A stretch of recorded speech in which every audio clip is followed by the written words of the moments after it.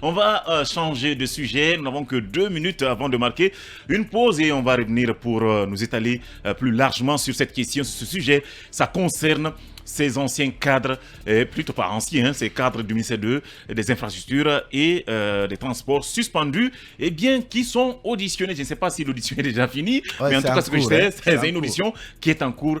Mamadou Yaya Diallo, Baldé, les choses s'accélèrent pour ces cadres-là. Que risquent-ils?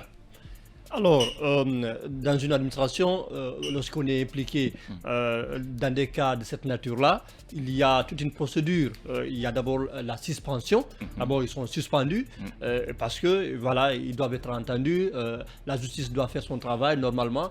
Et le fait de continuer à servir, ça pourrait justement gêner la justice de faire correctement son travail. Alors, je pense que... D'abord, que pensez-vous de l'accélération de cette affaire Oui, mais écoutez, je pense que c'est une très bonne chose, c'est quelque chose qu'il faut saluer, parce que tout simplement, c'est la Guinée même qui est suspendue même, en tout cas à l'idée ou à la décision qui sera prise à la fin de tout ce processus-là, parce que les faits sont très... en tout cas, les faits pour lesquels ils sont convoqués devant la direction...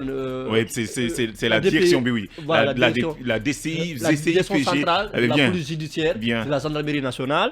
Donc, ces faits sont suffisamment graves et il faut qu'on sache justement s'ils ont une responsabilité dedans et que le peuple soit situé et que des mesures soient prises à la hauteur, en tout cas, de leur forfaiture. En tout cas, c'est paradoxal hein, que des cadres issus d'une administration qui se veut, eh bien, je ne sais pas comment je peux le dire, hein, une administration, un président qui entame un processus de refondation et que des cadres se permettent de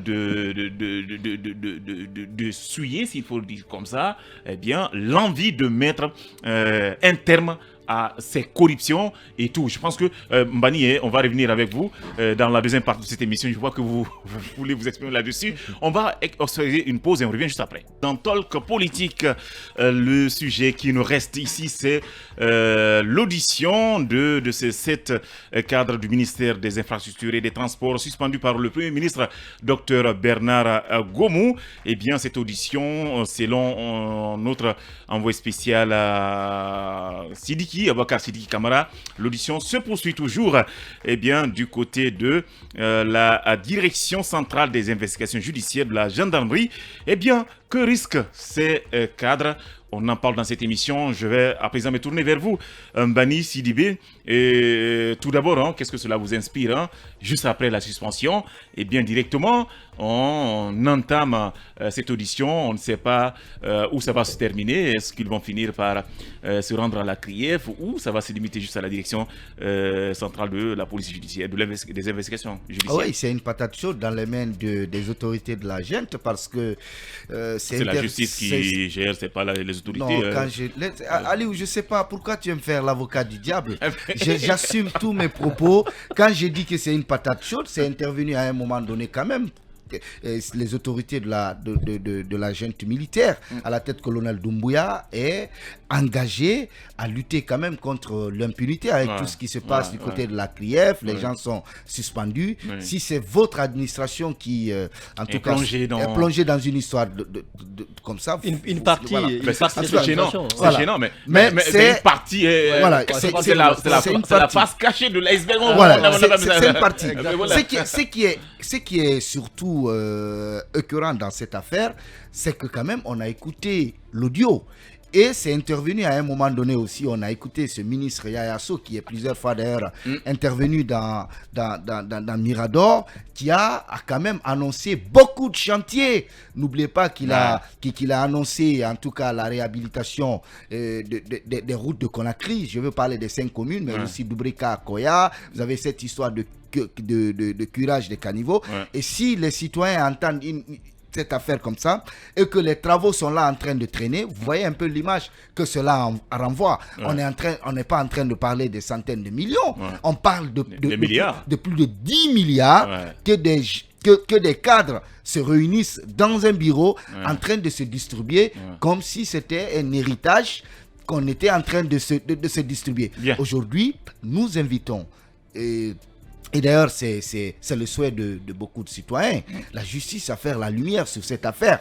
Parce qu'aujourd'hui, on n'a pas besoin des escalades verbales entre Dr Bernard Goumou et son ministre Yaya Sow. Parce que vous avez suivi également Yaya Sow, qui, paraît-il, qui a appris cette nouvelle depuis vendredi, qui aurait dû mettre au conditionnel depuis vendredi et qui n'a pris aucune disposition. Bien. Il s'est contenté de se faire blanchir, en tout cas à travers des interviews qu'on a lues sur les sites internet où il racontait qu'il touchait 11 000 $ par mois.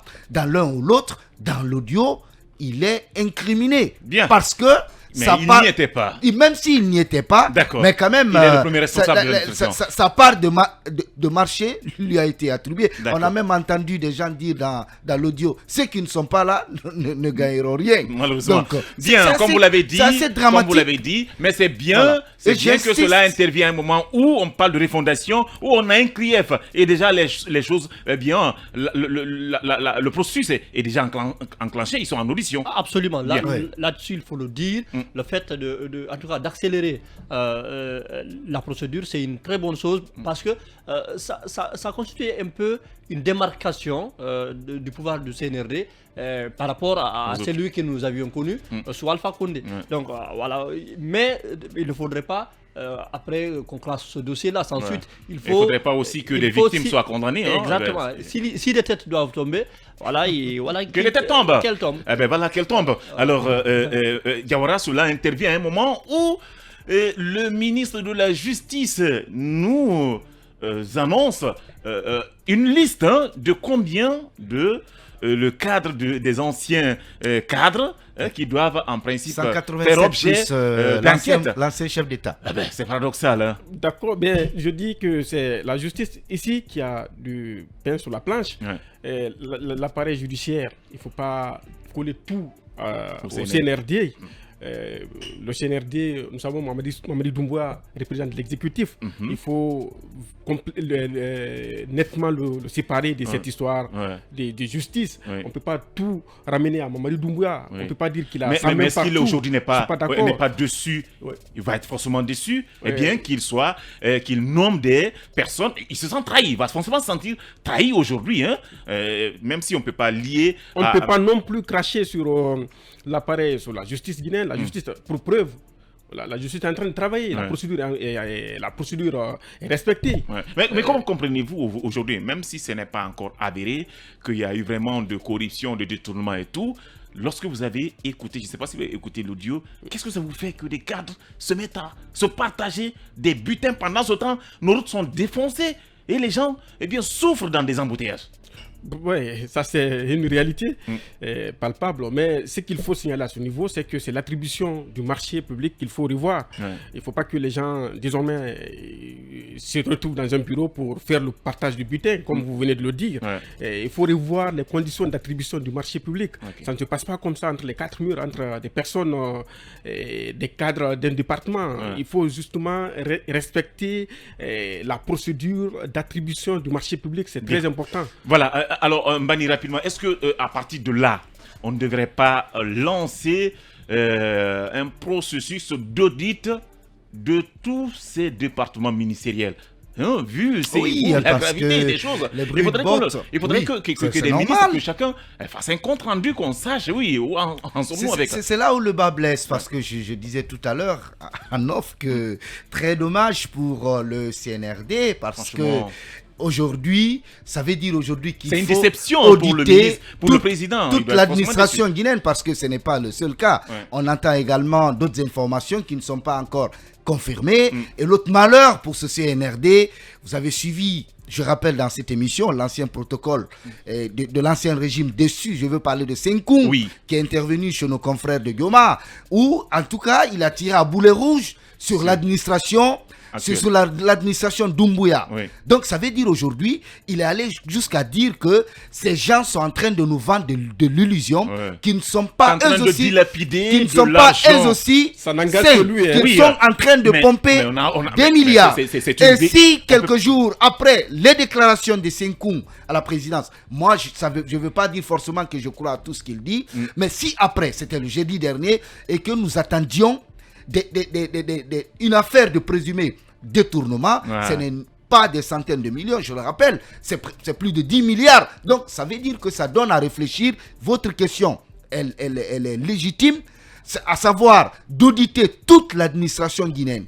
Parce que ce n'est que la face cachée, comme tu le dis, de l'iceberg. Ça c'est clair. Il y a également beaucoup aujourd'hui qui sont plongés dans cette administration. On ne sait jamais qui se comporterait de la sorte. En tout cas, d'autres ministres, aujourd'hui, nous entendons, nous apprenons que forcément d'autres têtes vont sans doute tomber, des ministres sans doute. Mais bien sûr, aujourd'hui, ça veut dire que même ce dossier relève de la compétence aujourd'hui de la CRIEF. De la CRIEF. Après sans doute l'audition. Et que la CRIEF devait se saisir de ce dossier parce qu'on a vécu également le cas Bill Gates. C'est une procédure. Non, même si c'est une procédure. Oui. Mais n'oubliez pas que le cas Bill Gates, qui est un dossier également de la CRIEF, Bill Gates, après son interrogatoire, on a écouté ses avocats que Ali Touré lui-même s'est déplacé, est venu. Bien. Et finalement, le gars a été inculpé et placé sous mandat de dépôt de la présidence. Voilà, on va prolonger. On va prolonger. Laisse la présidence. La maison centrale. Je vous en prie. On va prolonger le débat avec le débat sur le même sujet avec notre invité et ça sera dans À bâton rompu.